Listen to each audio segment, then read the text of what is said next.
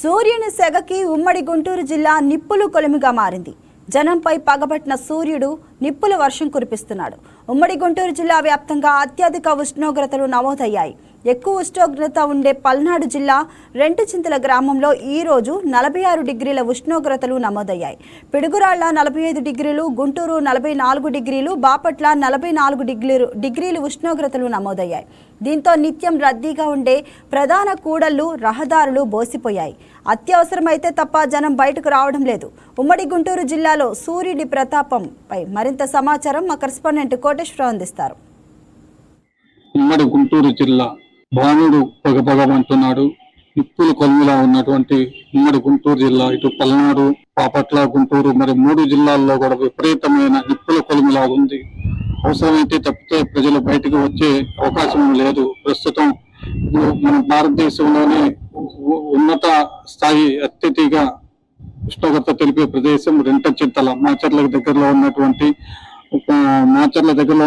రెంటచింతల అనే గ్రామంలో టెంపరేచర్ ఎక్కువగా ఉంటుంది. ఇక్కడ టెంపరేచర్ ఇప్పుడు సమయం 2 గంటల సమయం. ఈ సమయానికి వచ్చేసరికి 46 డిగ్రీలు ఉంది. అలాగే పిడుగురాళ్ళ 45, పల్నాడు జిల్లా మొత్తం 44, 45 సెల్సియస్ గా నమోదయ్యింది. గుంటూరు జిల్లాకు వచ్చేసరికి 43 డిగ్రీలు దాటుతుంది. అలాగే బాపట్ల జిల్లా కూడా 43 డిగ్రీలు ఉంది. అవసరమైతే తప్పితే బయటికి రానటువంటి పరిస్థితి ఉన్నది. ఎక్కడికక్కడ బయటకు వచ్చిన ప్రజలు కూడా శీతల పానీయాలు, మజ్జిగలు వీటి మీద ఆకర్షణ తిరుగుతా ఉన్నారు. రోడ్ల మీద అయితే ఎక్కడ తిరిగే పరిస్థితి అయితే లేదు ఉమ్మడి గుంటూరు జిల్లాలో.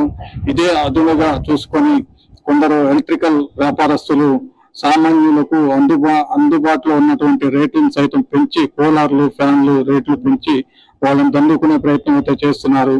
వాతావరణ శాఖ కూడా ఒక రకంగా హెచ్చరించడం జరిగింది.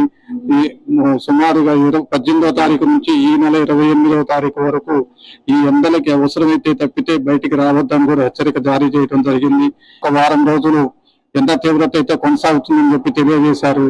అంతేకాకుండా ఇప్పటికే నైరుతి ఋతుపవనాలు అండమాన్ దీవులకు తాకినట్టు తెలుస్తుంది. అలాగే మరొక 4 రోజుల్లో కేరళకి కూడా తాకుతవి. అవి తాకిన తర్వాత ఆంధ్రప్రదేశ్ కి ఈ నెలాఖరికి ఋతుపవనాలు వచ్చే అవకాశం ఉంది.